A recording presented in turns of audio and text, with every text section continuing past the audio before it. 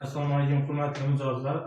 Hurmatli prezidentimiz tomonidan 3 tajribasi asosida bank rahbarlari o'z mijozlari bilan uchrashib, ularda mavjud muammolarni hal qilish orqali yangi ish o'rinlarining ochilishi, tadbirkorlik faoliyati bo'layotgan bank bilan bog'liq to'siqlarning masalasini hal qilish topshirib o'tilgan.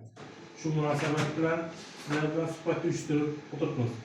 Bugungi kunda bankimizda fuqarolar va tadbirkorlik uchun bir qancha kredit mahsulotlari bor. Masalan, hokimiyat yordamchi orqali tavsiyanomasi orqali chiqadigan faoliyat tadbirkorlik dasturi bo'yicha beriladigan kreditlarimiz biznesga birinchi qadam 24 oy muddati 3 oy imtiyozlari bilan 27% dan beriladigan kreditlar bor. Moliyaviy ko'mak 100 millioncha bo'lgan kreditlar bor, garov yozma beriladi.